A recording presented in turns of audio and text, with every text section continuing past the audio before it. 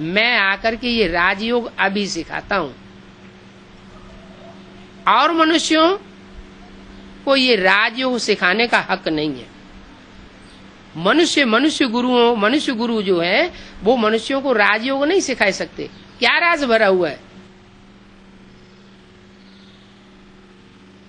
ये राज भरा हुआ है कि और मनुष्य आत्माएं कनेक्शन में आएंगी तो उनको अटैचमेंट जरूर लगेगा, मोह लगेगा, ममता लगेगी, लगाव लग जाएगा। क्या आंख से जो चीज देखी जाती है, जिस चेहरे को देखा जाता है और कहीं लगाव पूर्वक देखा जाता है तो वो चेहरा याद आता है कि नहीं आता है? जरूर याद आता है।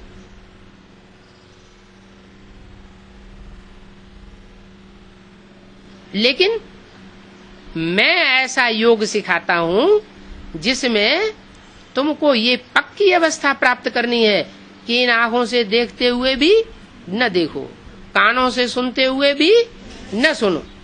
माना कोई भी इंद्रिय का रस है, ऐसे नहीं कि इंद्रियों से कर्म करना छोड़ देना है।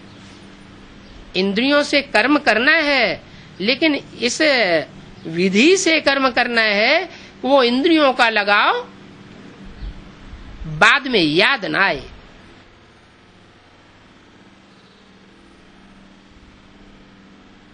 नहीं तो क्या होगा? अंत मते सो गति हो जाएगी। मान लो पुरुष चोला है, सारा जीवन स्त्री का संग करता है, तो अंत में उसे क्या याद आ जाता है? स्त्री चोला याद, उसके अंग याद आ जाते हैं, तो उसको फिर स्त्री का जन्म लेना पड़े।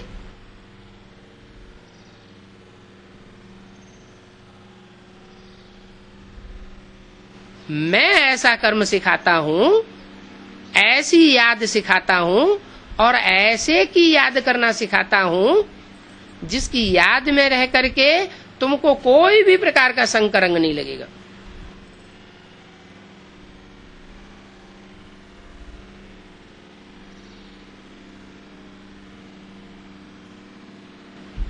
कर्म दुनिया भी करती है और राजयोगी भी वो कर्म करते हैं, लेकिन कर्म करने में मन बुद्धि का योग जो है वो अलग अलग तरीके से काम करता है। तो मेरी याद में रह करके अगर कर्म करना सीखोगे तो उन कर्मों का लेप छेप तुमको नहीं लगेगा। तो जो राजयोग सिखाते हैं वो खुद कहते हैं माम एकम याद करो, तो तुम्हारे पाप कर्म, विपरीत कर्म भस्म हो जाएंगे। निवृत्ति मार्ग का धर्म ही अलग है।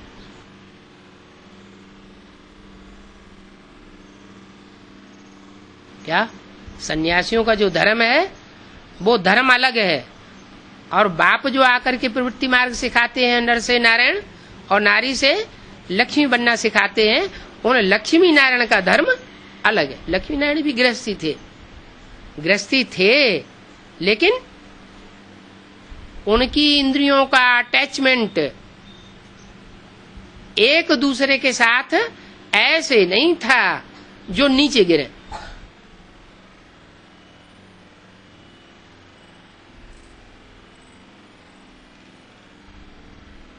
कौन से नारायण की बात है?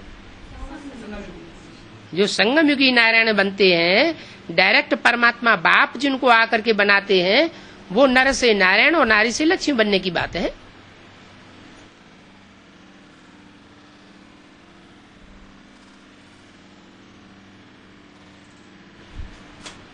तो जो निवृत्ति मार्ग वाले हैं वो प्रवृत्ति मार्ग का ज्ञान कैसे सिखावेंगे? निवृत्ति मार्ग वाले सन्यासी वो तो अलग हो जाते हैं, घर गृहस्थ को छोड़ देते हैं, घर गृहस्थ के साथ है ही नहीं, तो फिर इंद्रियों पर विजय पाने की बात कहाँ रह गई? क्या कोई योद्धा हो और कहे हम लड़ाई नहीं लड़ेंगे, हम ऐसे ही विजयी हैं?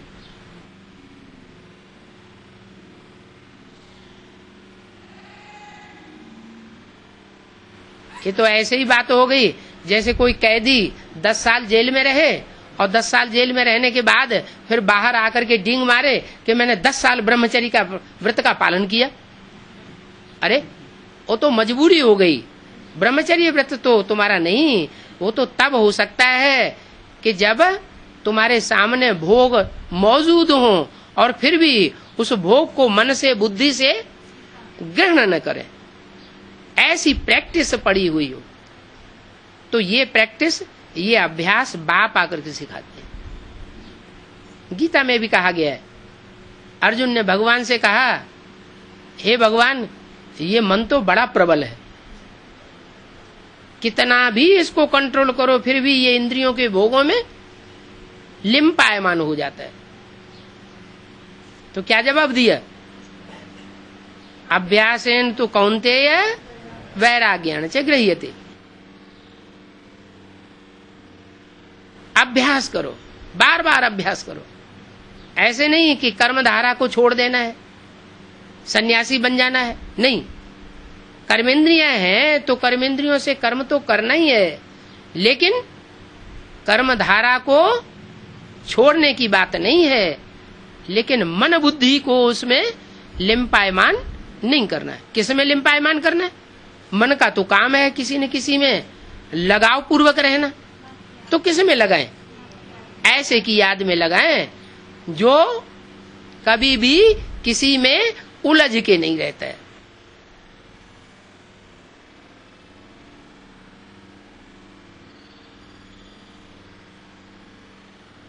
भगवान बाप सुप्रीम सोल शिव जब इस सृष्टि पर आते हैं तो सब आत्माओं के साथ उनका कनेक्शन है।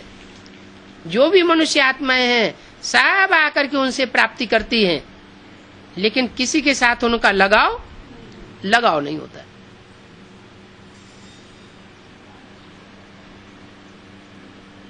तो ये निवृत्ति मार्ग वाले सन्यासी ज्ञान कैसे सुनावेंगे?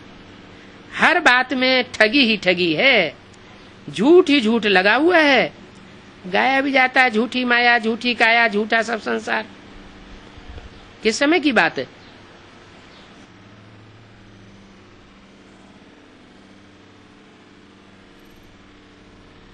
जब कलयुग के अंत में भगवान बाप इस सृष्टि पर आते हैं तो ये सारी दुनिया झूठी हो जाती है, एक भी सच्चा नहीं रहता। जिसमें सुप्रीम सोल बाप प्रवेश करता है वो ही संसार में सच्चा होकर के दिखाता है अंत में। इसलिए उस एक की कथा गाई जाती है। क्या कथा है? सत्यनारायण की कथा। सत्य लक्ष्मी की भी कथा नहीं है क्या? वो लक्ष्मी भी सत्यनारायण के साथ है, लेकिन उसकी भी कथा नहीं गाई जाती। कथा सिर्फ एक की गाई जाती है, माने वो एक व्यापी होकर आता है, अनेक व्यापी होकर नहीं आता है।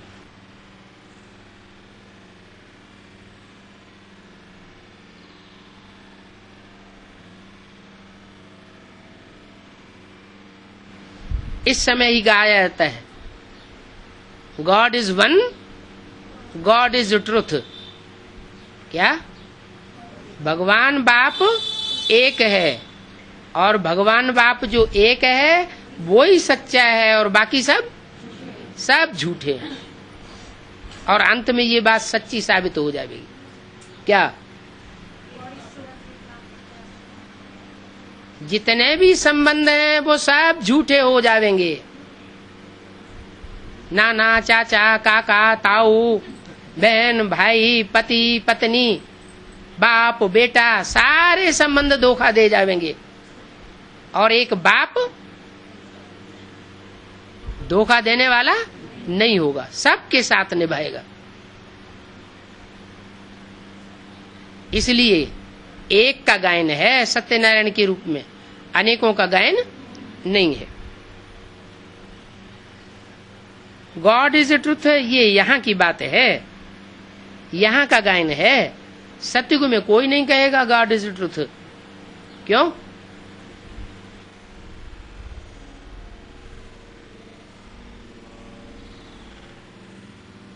क्योंकि वहां भगवान बाप होता ही नहीं।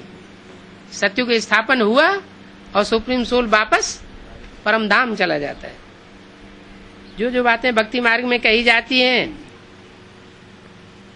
उन बातों को सत्युग में नहीं कहेंगे। यहाँ सब कहते हैं गॉड फादर इज ट्रुथ, बाप ही सच सुनाने वाले हैं।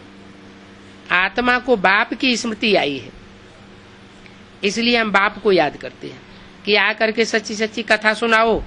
नर से नारायण बनने की ये कथा है।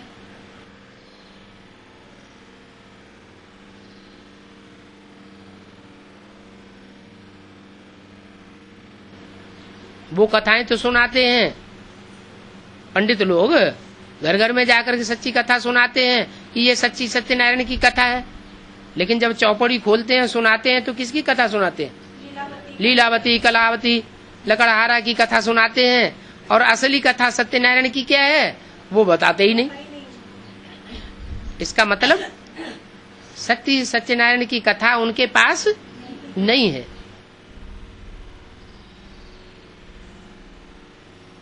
वो सच्ची सत्यनारायण की कथा खुद भगवान ही आकर के सुनाता है। सत्यनारायण बनने वाले चोले के द्वारा सुनाता है।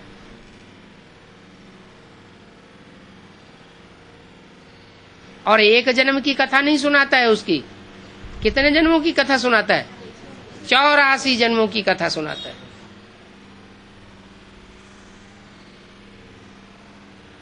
कि कैसे 84 जन्मों में जिस भारत में भगवान आते हैं वो भारत ही दुनिया का सरताज बनता है और वही कलयुग के अंत में आकर के सारी दुनिया का मोहताज बन जाता है। एक एक का मुंह ताकना पड़ता है उसे। जैसे कहते हैं ना, क्या करें, हमारी उंगली दबी हुई है, हम किसी को कुछ कह नहीं सकते।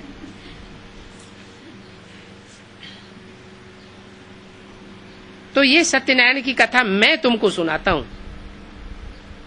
सुबह का अमीर और शाम का फकीर।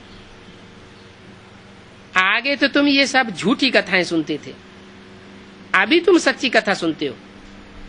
और झूठी कथाएं सुनते सुनते कोई आज तक नारायण तो नहीं बन सका।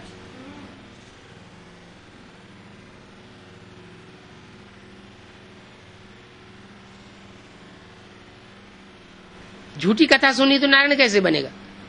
नारायण तो तभी बन सकता है जब सच्ची कथा सुनने को मिले। फिर सत्यनारायण की कथा कैसे हो सकती है? वो तो झूठी हो गई।